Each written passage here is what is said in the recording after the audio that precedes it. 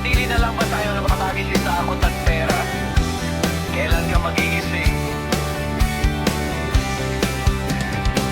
Bakit kahit mali na sumusunod ka pa rin? Takot ka bang mawala ang lahat ng nasa'yo ngayon? Kapalit ng katahimikan, ang konsensyang sugatan, habang ang bayan ay unti-unting nalulugmok at nasasaktan. Nakayuko ang ulo, nakatali ang mga kamay sa bawat utos ng makapangyarihan. Wala nang sumasabay. Paano mo tatawaging tagumpay ang perang hawak mo, kung ang kalayaan at prinsipyo mo'y ipinagbili mo?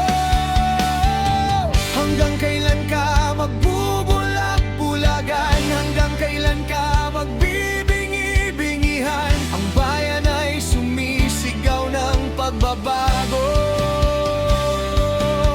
Pero bakit takot ka pa rin tumayo? Puppet ka ba o tao kang may paninindigan? Bakit sa maling daan patuloy kang nadadala? Anong silbi ng pera kung nakatali ang leg mo? Gumising ka, lumaban ka, itama ang mali sa mundo. Puppet ka ba o may lakas kang kumawala? Hindi kasalanan ang magsabi ng totoo. Huwag kang matakot, huwag kang magpasilaw. Ang pagbabago'y magsisimula sa pagtindig mo.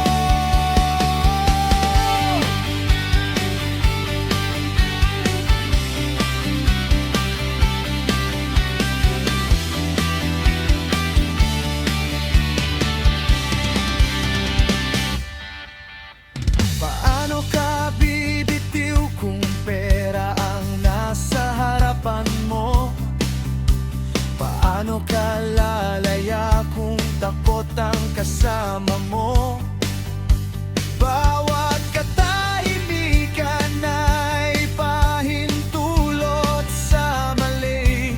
Bawat pagtalikod sa katotohanan ay sugat sa sarili.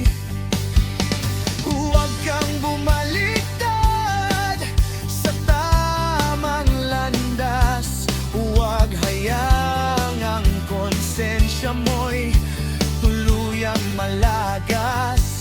Ang bayan ay hirap na naghahanap ng kasagutan.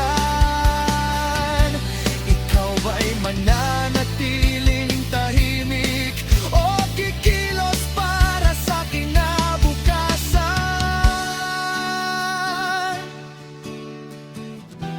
Putulin ang tali, alisin ang piring.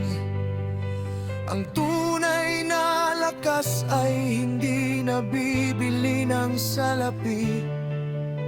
Hindi mo kailangang sumunod kung mali na ang daan. May boses ka, may prinsipyo ka, may karapatang lumaban. Puppet ka ba o handa ka nang magising?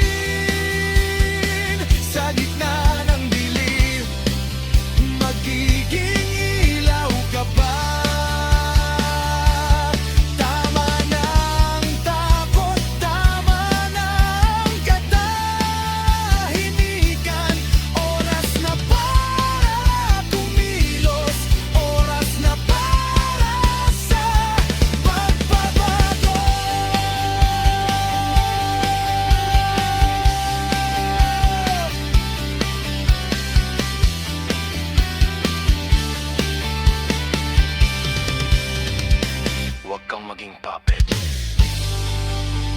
boses ng bayan.